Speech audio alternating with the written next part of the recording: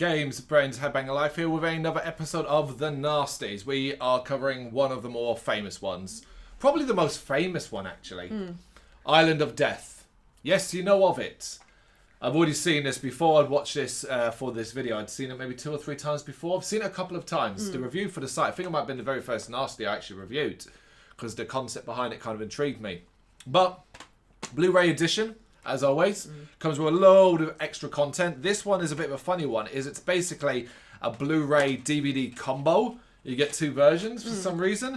But yeah, brand new 2K restoration of the film from the original camera negative, approved by the writer, director and producer Nico Mastakorius. I think that's how you say his name. So yeah, the high definition Blu-ray, 1080p and standard definition DVD presentations. You've got 2 presentations if you so choose. Lots of different audio options, optional English subtitles. A couple of extras like these. Exploring Island of Death, which is with film historian Stephen Thrower on the making of a cult classic. A return to Island of Death, where the director Mastakorius returns to the original Mykonos locations. Archive interview with Mastakorius, alternative opening titles. Island Sounds, 5 original tracks from the Island of Death soundtrack. Which, if you've seen the movie, you'll probably get an idea of what those are. God, no. The original theatrical trailer, the films of Nico Mastakorius, a 4-part documentary chart on director's filmmaker career, which is on the Blu-ray only. A Nico Mastakorius trailer reel, which is also Blu-ray only. And a reversible sleeve featuring the original and newly commissioned artwork by Graham Humphreys, as well as a fully illustrated collector's booklet featuring new writing by academic and film historian Johnny Walker.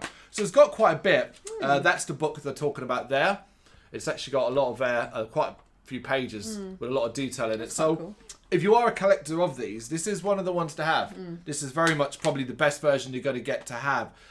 It's Arrow. Yeah, I believe Arrow Video are the ones responsible for this version. Nice.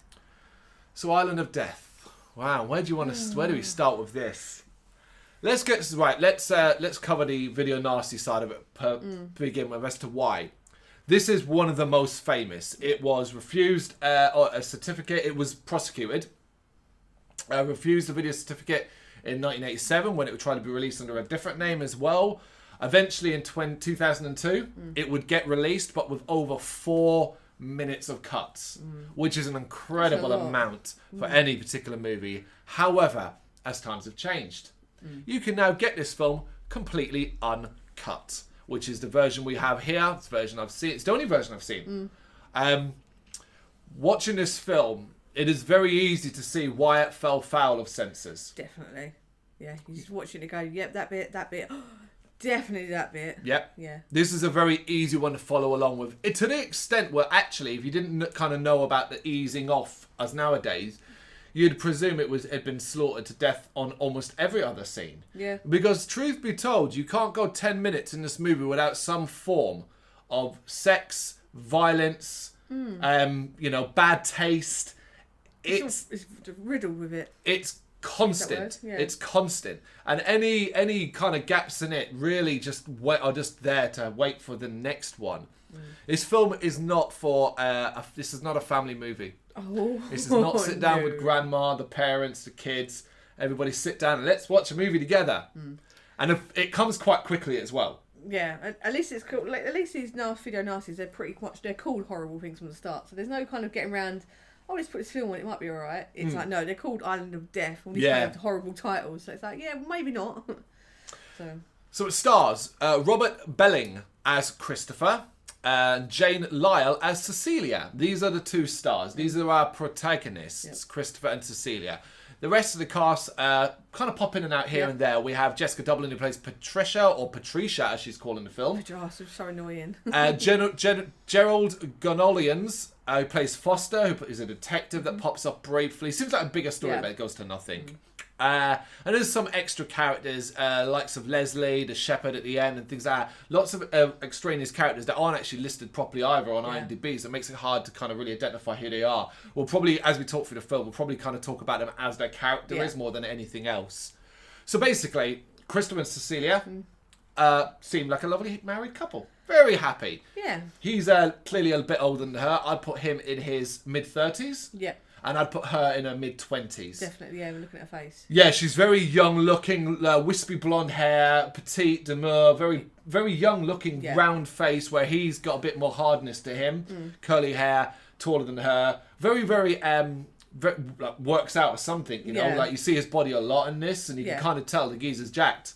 But yeah, there's definitely an age gap there. But they seem happy and seem in love as they arrive on the island of Mykonos in Greece. Yeah. And you know what you get here if you've seen Video Nasties. Lots of idyllic shots. It's a very pretty looking island. It's 1975, bear in mind, so it's of a certain age, and it's very touristy. Yeah, well, that's what they do in these films, isn't it? We've seen it before, where they try and sell the location. Obviously, trying to get a bit more funding, maybe, or permission. At the start, maybe say, look, we'll have a certain amount of shots of a fishing market sweeping across the bay. And, we'll make it look pretty. We'll make it look like a good place to visit, barring the events that occur in the film. Yes. There is that. Anyway, so they seem really happy, and the first 5 minutes, 5 minutes or so is just really them walking around. Get onto the island, get on the island. They stop at a kind of a small shop where they meet a character. Character's name? Paul, who is instantly, you know, the man is gay, basically. And he's nice to them, they're nice to him. They buy a book of him. I'm going to back up. We should say the movie opens actually with the end. You see Christopher in a lime pit. Yeah. And he narrates and voices over how he got to this situation. He blames it on a red book. Then we cut to the actual start of the movie, which is where they arrive. So you get the actual end of the movie at the beginning. It's one of those, basically. And then eventually when we get to the end of the movie, we're back to where we started. So in this shop, this is where he actually buys the red book. It was the red book that prompted my memory for that. Yeah. So Cecilia wants it so Christopher can document their time on the island. Christopher just doesn't want it. He thinks the idea is stupid, while constantly taking pictures. Pictures are a major theme of this movie. The shutter sound. The shutter sound effect, Christopher just taking pictures, and it's probably a lot of their undoing as well. So they buy this book, and it's really just a scene to introduce Paul as a character, and then to have this book, which, this plot line of the book, fuck is it? What the fuck has it got to do with anything? Yeah. You forget he has it until near the end where he starts bringing it out again. Yeah, you're like, why bother having it? It's not needed. It's nothing to do with it. It's just like, okay. And effectively the movie's being told almost like Christopher's memory. Yeah. As he occasionally narrates part of it and certain events. And that thankfully does allow us to skip hefty portions of the movie that could really drag it down with dialogue. Definitely. But I did get flashbacks of like Airplane. Yes. When he narrates over stuff. And it just like made me giggle because I'm just thinking of like the guy in Airplane taking it deadpan of like just narrating. When the old lady hangs herself and just like cutting back to that. That's what I thought of when I heard him talking. Well, to be fair, he's narrating while in a lime pit, so give him a break. Yeah. So basically, you start the first clue that's maybe this couple aren't alright is as they walk down the street, Cecilia wants to make love. Fair enough, cool, they're married and all that. Yeah, there's around, it's empty, isn't it? That season Mykonos. I probably, go back to your room, your home. It's pretty gravelly. Yeah, because they're given rather than staying in a hotel, they're given like a rent a house almost. Yeah, like an Airbnb. Yeah, basically. And rather than go back there, they decide, hey, this phone box seems like a good place to stop and bang. Yeah. I mean, that's a bit like,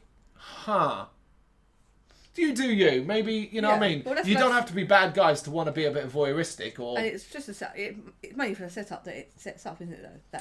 The only reason is that is because then he then makes the wonderful, wonderful suggestion that he calls his mother while they do it. And at first it seems like a joke because she's like, no, you can't be serious and all that. It's not a joke. He actually does it. Yeah, he calls his mother in London. We see the phone ring. She picks it up and he's like, hi, mother. Can you guess what I'm doing right now? I'm making love, and and why mum doesn't just go, all right, Christopher, hang up. I have no idea. Yeah. It's very, I was about to say PG sex scene, but that's quite not, well, it is to a degree, parental guidance sex scene.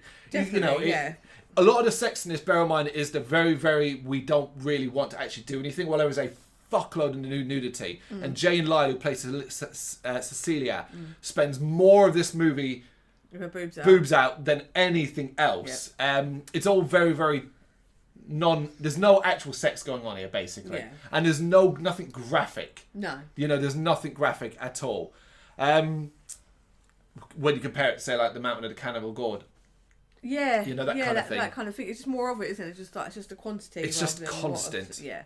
So yeah, we established they're a bit freaky. They're a bit freaks. And the long story short is they're murderers.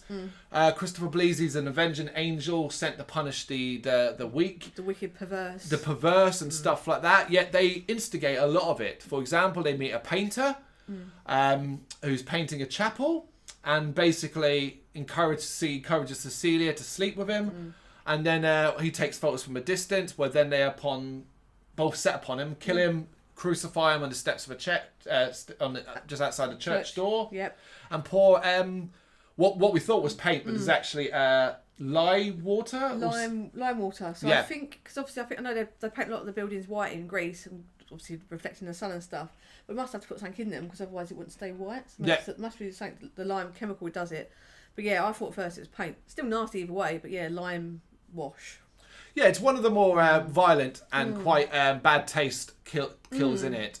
And basically, whereas normally we'd recap a plot step by step, there's almost no point in doing this with Island of Death because the entire antithesis of what happens here is one scene to another, one more violent scene to another, and why. So it basically, anyone they run afoul of on the island to a certain degree. They'll find something wrong. So. Yeah. So they end up attending a gay wedding, and then later decides to attack both the gay couple. One gets chased in a very lengthy chase scene down the narrow alleyways of Mykonos and is eventually killed with a sword. The other is killed by Cecilia as she forces him to effectively fillet the gun. Gives the gun a blowjob and then shoots him in the head. What else we've got? Who am I forgetting?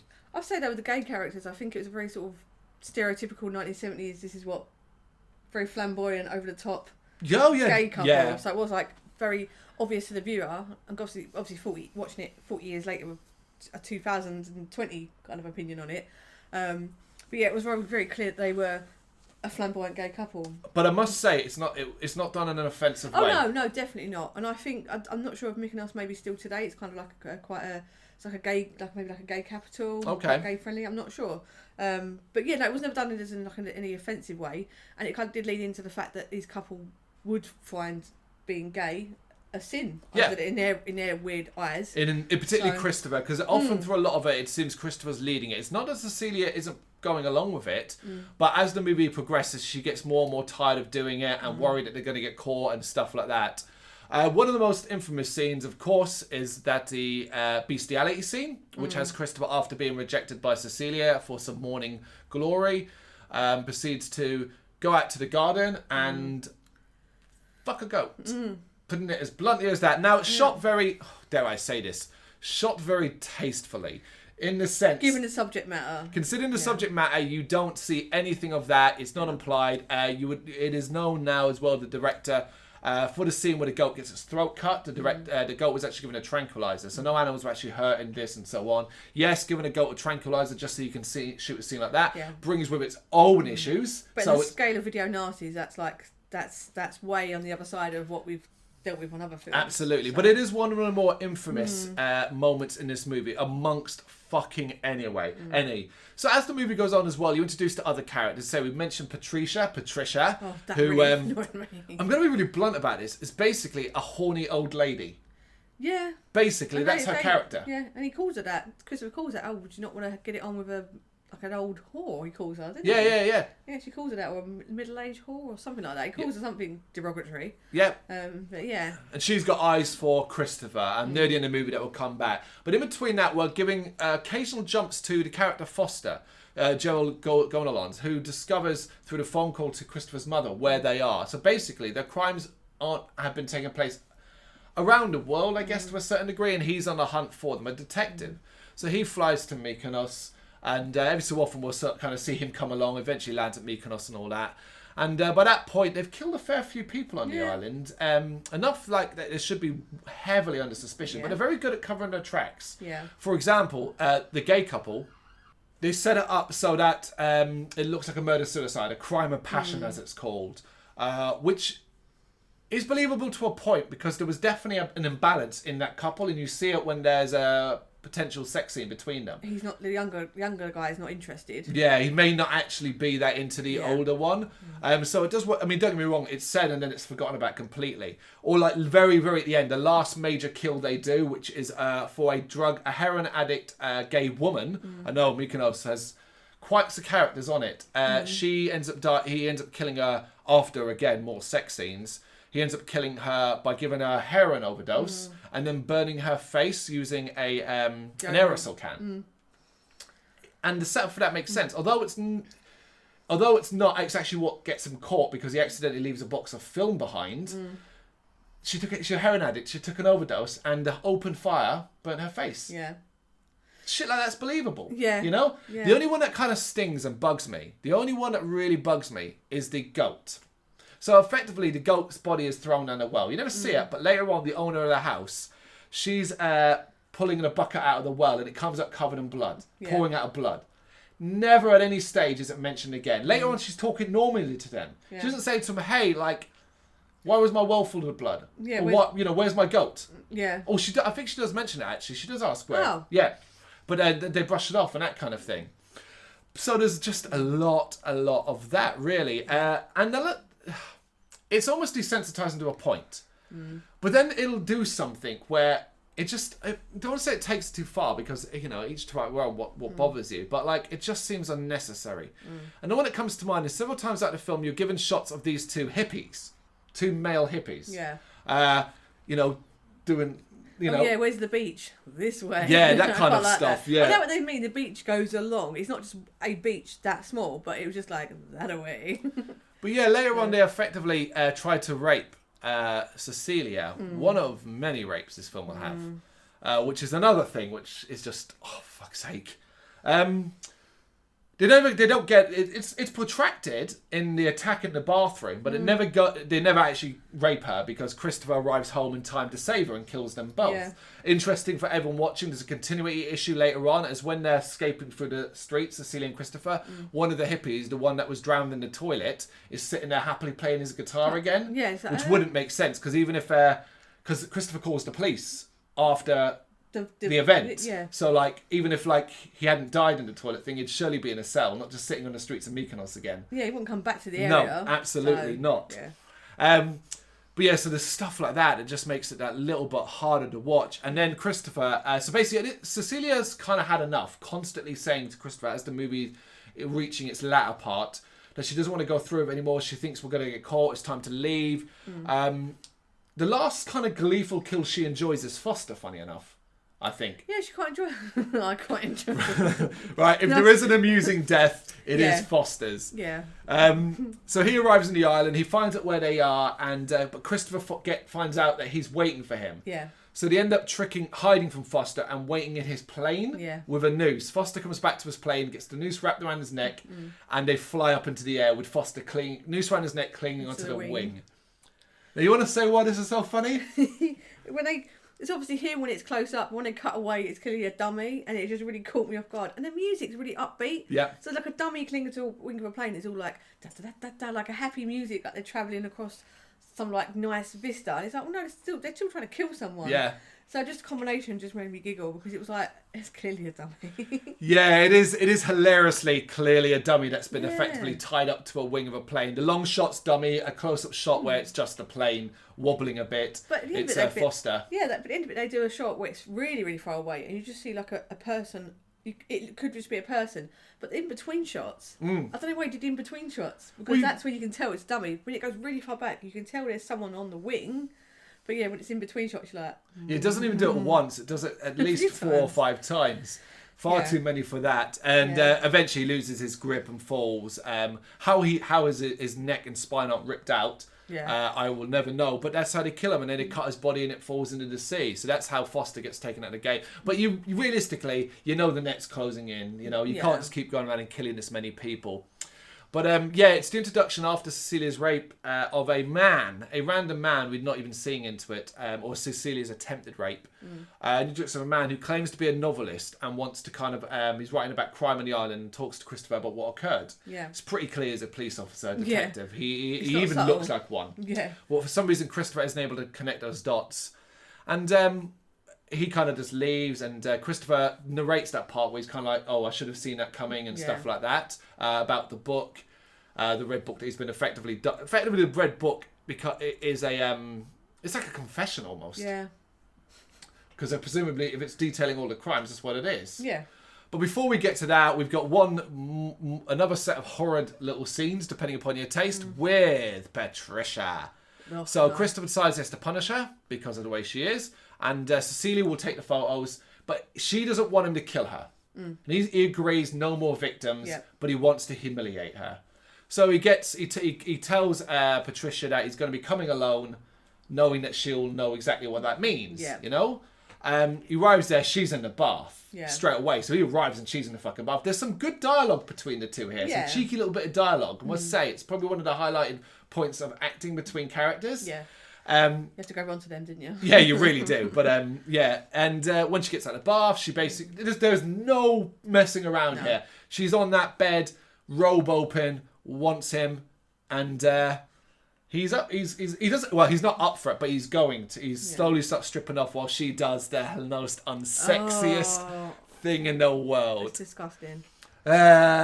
She just starts doing that you know, like like a parody movie where a demon, like, you know, you ever seen the it's like a spoof. Is it a spoof? Repossessed?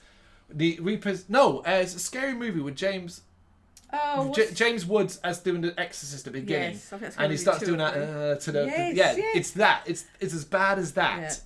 So Christopher strips down and then kneels in the bed and starts urinating all over Patricia. Oh yeah, she doesn't like it at first. It doesn't take long to get into it. Well, though. no, at first it seems like she's shocked, but I think it's just the fact that he's just doing it without asking her more than anything else. But then she ends up loving it. No. And she is rubbing that piss all over her. And rightfully so, Christopher's a little bit disgusted.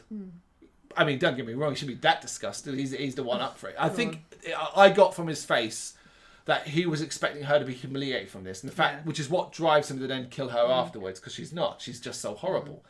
And that drives her wild, man. She is like all over him then, you know? Yeah. But it all kind of falls apart when I think she bites his dick. I think so, yeah. Yeah, I think she bites his dick. So he starts slapping her and beating her. That is pretty full on.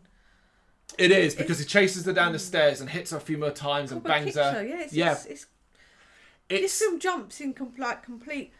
Like, there's bits where they're killing people, there's jaunty music, and then it goes to there's no music and someone's getting kicked really hard in the stomach. Yeah. It's really them bits are really grubby. Grubby is the right word. There are two different styles in this movie. One is almost cartoonish. Like, let's talk about a cartoonish kill, which is Christopher chasing Paul through the streets with a sword, and like he almost poses several times, and it's not as harrowing as it is. It comes across almost cartoony to a point. This one is brutal. Yeah, but then so after they kind of knock her out, they were thinking how to dispose her. So then Christopher's outside. He uses like a big sort of, what's it called, a scoop? Bulldozer? Like a scoop. It's got a big scoop on the front, and he decapitates her with that. Yeah. And he says, "Oh, we have to get rid of Patricia part 1 and part 2." And he makes like a little funny pun, and I'm like, "That's a world," and it's really cartoonish decapitation, and it's a world away from just brutally kicking a woman in the stomach. Yep. And there's no kind of like horror or I don't know. It was just a different shift in tone to making puns on how you killed someone. It is good for the characters. It shows a complete and utter detachment from reality and stuff like that. So I don't mind that. But you are right. The tone is so fucking off. And one of the reasons why I love this movie, but I hate it at the same time. And one of the reasons why it is that tone. You can have these outlandish kills, whether it be crucifixion and paint being poured down the throat, to then let's have a really harrowing attempted rape. Yeah. And we'll get to the ending. If there's one thing I hate the most about this movie, is its ending. But we'll get to that. Before then, Cecilia's pissed that he killed Patricia. Yeah. And she says, "That's it, we've got to leave. We're going to get caught. We're going to, we killed too many." But he says, look, one more. We have to punish the last one, which is the drug addict gay woman, which he decided not to kill. He decided, I don't know why he didn't choose to kill her the night he was watching her. Yeah. He had shears as if he was going, and he just puts him away. Maybe he was able to fight the urge he normally has there. Yeah. Anyway, they go back and they kill her. Cecilia goes, they have gay sex. Cecilia and the woman has sex. And then afterwards she's going to shoot up heroin. And when she shoots up and kind of goes out of it from that, that's where Christopher comes in. Yeah. He's said some mean things to her. She's pretty much out of it anyway. And he gives her a huge shot of heroin. You do see the size of what he puts in this needle. And you know, well, that's an overdose. Yeah. And that kills her. And then you get one of the reasons why it is a video nasty. The major reason why it's a video nasty, which is the face burning scene, and it's very protracted, and it cuts back several times to show progression as he holds an aerosol can and light a candle. Yeah. And you see, it's the cutting back to blistered face. It's horrible. It's not nice, and it's just the extra step above. You could be like, well, he killed her. Why did he need to do that? A heroin overdose would have been more than sufficient to hide it. But then, like you said, it's kind of like, if it was to the police to make it look more believable that she had an overdose, maybe fell into the fire. But it's not. When it comes down to it, a heroin overdose is way more believable. But also that, because then it also, you think about that, you could easily find, if she fell into the fire would have spread. Yeah. It would have been everywhere. Yeah. But anyway, not about that. The ultimate thing is you've got to kind of remember is that they do get off in this. Earlier on in the movie, both of them masturbate separately to the pictures they took of them killing the gay couple. Yeah. So that, you know what I mean? Like, and here's where the film really fucks me off, right? One thing that drives me nuts is at this point it starts to try and make Cecilia a more sympathetic character. From her attempted rape to the fact that she doesn't want to continue doing what they're doing. No. The first third of this movie, she is on board happily, 100%. Enjoying it to a certain degree. She kills one of the gay men. Not Paul, the other guy. I can't remember his name. I don't think he even has a name, does he? Don't think his character may have a name. They just call him the bride. They don't give the bride, the younger of the two. She happily kills him, makes him flake that gun, and then shoots him in the head. We are not dealing with an innocent character here, and it's suddenly like implied that like, oh, poor her. No, not at all. So the guy we mentioned previously, the one who claimed to be a novelist, ends up visiting the home of the gay woman who Christopher burned and finds her body. Yeah. That's where he discovers Christopher has dropped a film.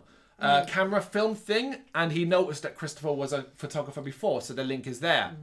He then calls the police. Christopher wakes up in their home and decides, hey, it's been 2 minutes since we've had some violence or sexual violence, so decides to go and attack the owner of the house, who's currently having a shower, and try and rape her because it's been how long? She manages to fight him off. He grabs a conveniently lying around sickle. Yeah. Which is just there for some reason. It's mental. For the size of that garden, I don't know what the fuck she's been harvesting in that garden. It's like a... it's a farmer's one. It's a farmer's sickle, yeah. And then we get a bit more chasing. She's running around naked around the house. He chases her down. She hides in the bedroom and hides behind the door. He opens the door and she gets away momentarily because he sees the police arriving through the window. So panics to go to get Cecilia. This woman leans against the door out of relief, and him in anger on the other side, not even knowing she's there. It is quite good. It is another one of those cutscenes. Smashes a sickle into the door, which goes through the door and through her chest. You get a really up close thing of the sickle between her breasts, right there. So he wakes Cecilia up, and basically they do a runner. They run into the hills of Mykonos. Not dressed for it. She's in a nightie and basic shoes. Yeah. He's shirtless and all on. And it goes on for ages, guys.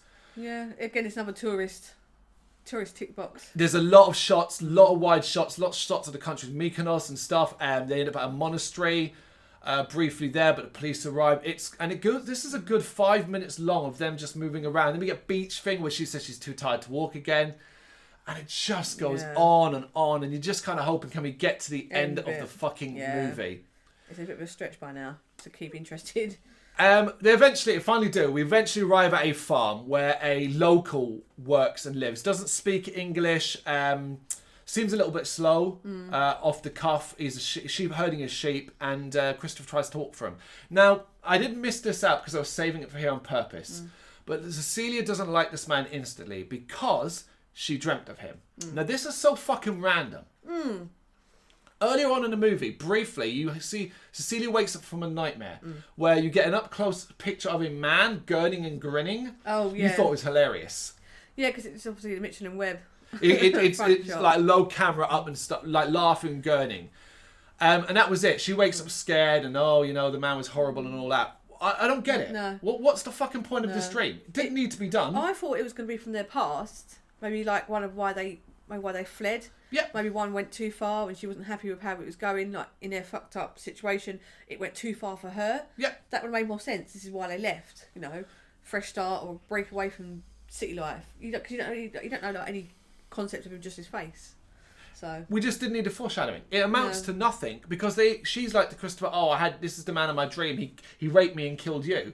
Christopher might as well have gone. Yeah. Oh.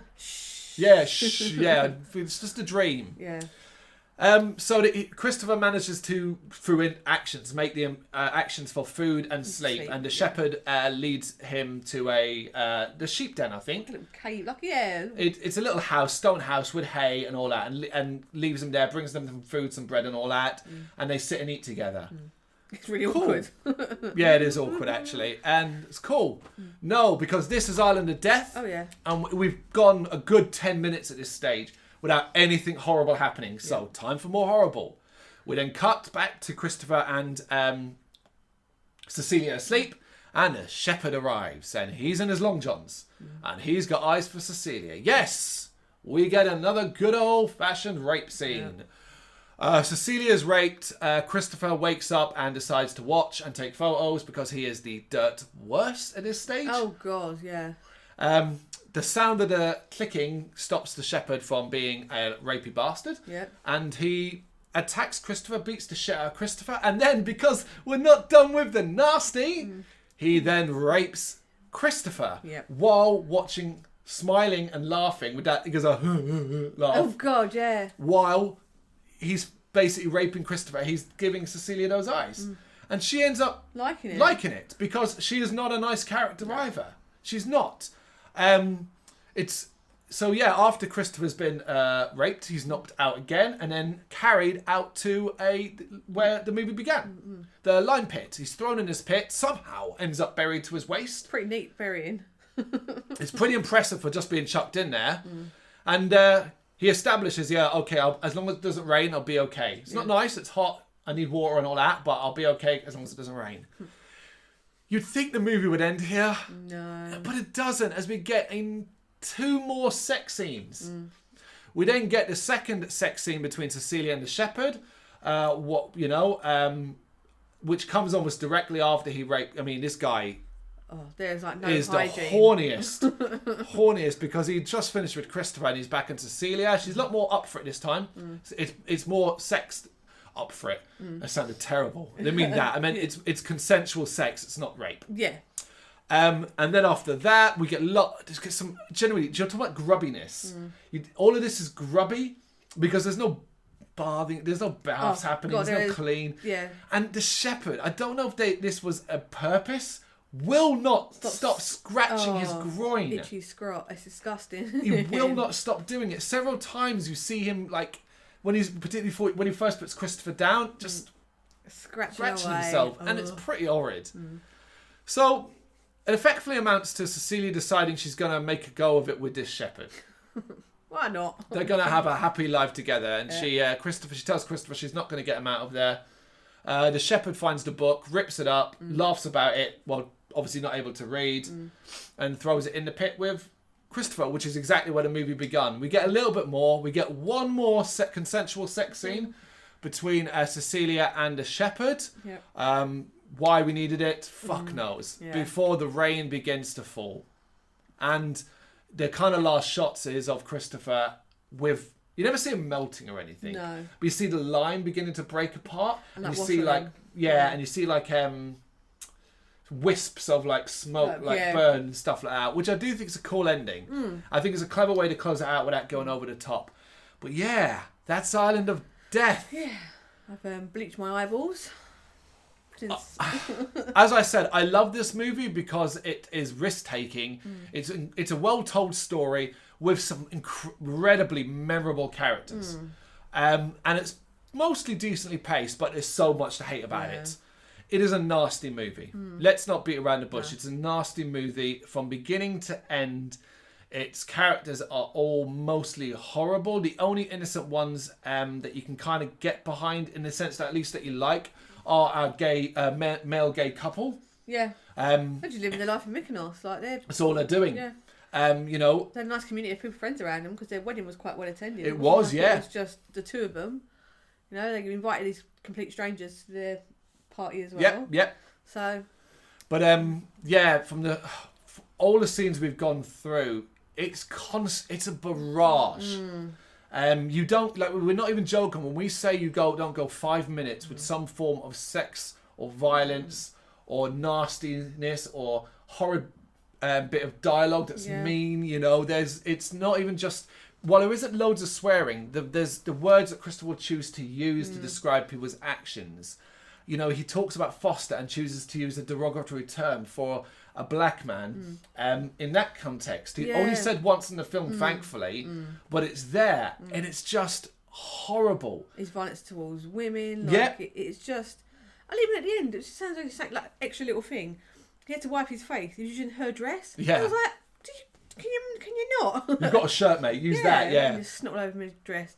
But yeah, there's another element as well when they're exposed, exposed to kind of make the phone call at the beginning even weirder. So the phone call Christopher makes to his mother. Mm-hmm. You learn later on that Christopher and Cecilia are brother and sister. Oh, of course, I've completely forgot that. For some reason, randomly thrown into the fucking end, it reveals with a minute left in the movie that they're brother and sister. Oh yeah, and as well, her first reaction when the guy this happens when Christopher's in the pit. We're brother and sister. She's like, you wouldn't tell anyone. There's no one else around at that point. Yeah. So it's just exposition for the audience. It's just another thing to make us go, ew. Yeah, I don't think the sheep are listening going, so that's the only people around. Yeah, it generally is. What a completely pointless addition. What on earth difference did that make? Yeah. Absolutely nothing. So did you like this? I don't think I'd go back and go, yeah, I'm going to watch that again. Oh, right, okay. There was just too much grubbiness to outweigh like the tacky silliness of it. So like when he said he was making like puns on taking Patricia's head off and things like that, I'm like, yeah, I'm on board with that. Like even some like the stuff where they're kind of watching each other, the voyeuristic stuff, perfectly fine. They're like the couple all into it, but it's all grubby, like the excessive violence, the rape scenes. There's so much of it. There's so much of it, and there's nothing flashback. Like you could like a flashback to their upbringing, where they brought up religiously repressed, things like that. It was just kind of like there was obviously flashes of their religious part of it, saying, "Oh, we've got to protect the innocent and get rid of these perverse people and stuff like that." But yeah, it just felt really grubby. And sometimes when the music stops, there was no element of entertainment. Is that the wrong word? So when it goes from jangly music to absolutely no music and someone's getting raped or kicked, it's like that's completely shifted again. And I feel like obviously I know back then they were trying to take risks and be controversial and stuff like that. Just watch it back now, I'm just like, that's just too much. It is. It's too much. The problem is it doesn't know when enough is enough. It's a problem for Nico Mastarokius, the director, more than anything else. Just enough is enough. You cannot layer your film with so much sexual violence and then occasionally throw in a nice sex scene, a consensual sex scene and stuff like that. It doesn't work that way. It's still all grubby as fuck. Talking of which, then we have to highlight before we wrap this one up. We have to highlight. I will say I think he did a good shot of shooting it. I think it's really well shot. Some really, really good angles to make use of the narrow alleyways to give it sometimes a claustrophobic feel. Yeah. As well as the wide shots of the location. He does make Mykonos look very, very pretty, but he also employs some great angles. Some great angles. Oh yeah, definitely. Some that are up high, some that are low, some that's through windows, stuff like that. Massive natural like. Being in English as well helped me kind of get into it, because a lot of it sometimes it's really badly dubbed. Once you start noticing it, that's all you can notice. Yeah. You're like, oh, I wish I didn't notice it at the start, and now I can. That's all I can see is their mouths like going from each other. Yeah. So soundtrack. Well, that's why I was about to come to it. Yeah. The soundtrack. Fuck me. Mental. Yeah. What? Yeah, it is. If there's one thing everyone remembers about this movie, is its soundtrack. A mix of original songs. Oh god, they're disturbing as well. Yeah, there is. like we're talking full-on songs, folk like music and stuff like that. Listen to the lyrics. Yeah. The get the sword one is so crazy. And then there's just a constant bongo playing and blah, blah, blah, blah, and that would often be part of a chase scene where it gets more intense. But it's fucking loud, and it's kind of adorable more than annoying. Do you know what I mean? Like, it's not like you're sitting there going, that's fucking horrible, I wish I'd stop. It's more funny than anything else. You know, you're like, oh, that's kind of cool. I remember it for that. You know? Yeah, definitely. I say like the it's not maraca, but you know, like the long. I know what you're thinking. I can't remember what it was called now. I'll have to look up what it's called. Yeah, that came up quite a bit. Yeah. Even over dialogue sometimes. And I know what they were trying to get. Like, you could tell what the dialogue was going to be. I think it was a police officer trying to find out where the couple had gone to or where they were. But I was like, could you not just like dial down the music? It was like, no, it's got louder and louder. But the songs are just ridiculous. And talk about ridiculous as well. We do have to talk about the cast overall and the acting and stuff like that. Now, don't get me wrong. I think the main leads, Robert Belling and Jane Lyle, do the best they can here with some very difficult dialogue and some very, very difficult scenes. It's interesting to see that particularly Jane Lyle did next to nothing after this. Robert Belling did a bit more, but nothing significant. And several other characters just did nothing. Foster, for example, Gerald Gonalons, did 2 movies at the same time. It was Island Death and another one, and that was it. No one's like worthy of a round of applause. I think the best I can kind of give of it is Christopher has got some good facial expressions and reaction to certain events and stuff like that, but a lot of the dialogue, I mean, how can anyone really be like, say things like, I'm an avenging angel to deal with perversions with a straight face? It's not difficult. And Cecilia, Jane Lyle, the problem with it is, I don't know how much of it's how bad of an actor she is, but she's constantly got a face and a lot. She's constantly in pain. Yeah. And it doesn't really tie into the character at all. The moments when she's smiling and stuff is like, oh wow, okay. And again, I wonder as well how much she tried to force through her. Oh, I really hate the fact my character is such a horrible character. I want to stop playing this a little bit more innocent looking and stuff like that. Yeah. And it's just like, no, it will not work. It will not work at all. It makes you think as well, like when you're saying about the actors not getting much work after this or doing very similar work to this. Would people kind of class this as like porn, softcore like porn, and go, I don't want to touch you for my role. I want to make a serious film. You're in this trashy film. So I don't know if it damaged people's reputations. It's hard to know because the release of this movie, 1975, 1976, that time. There's probably quite a lot of that going on. This was way before the video nasty. The whole point of this way before that. Yeah. However, like, truth be told, if you were starring in movies like this, you weren't getting paid much. Yeah. You didn't have high expectations for your. Do you know what I mean? Like we would get Alien in 1978. Yeah. Jaws and stuff like that. So I mean, like, you already knew your worth. You knew your worth to a certain degree. I'll imagine. You might have thought it was some sort of like bit more. You could hope. I edgy imagine as an actor. Groundbreaking. Yeah, but come on, man. Do not tell me. Right, if you're an actor and you sit there and you're reading your script and your part and you go, my character fucks a goat and then cuts the goat's throat. Yeah, it's not agent. Get me out of this. Yeah, do you know what I mean? Like, if you're game for that stuff, it is what it is. I think a combination of two things you might hope for. One is that you get lucky and it becomes a massive, massive hit, and is seen as a work of art in some way. Yeah. Or it becomes infamous. Yeah.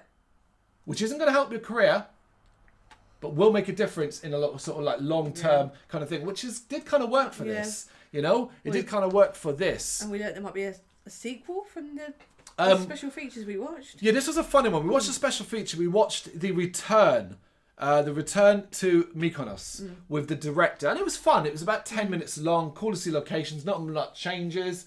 Nothing really groundbreaking in it. But at the end of it, he says, he does a selfie thing and says like, oh, at this time, this exact point is where we wrapped up the movie. And it's a great time to tell you I want to do Island of Death 2.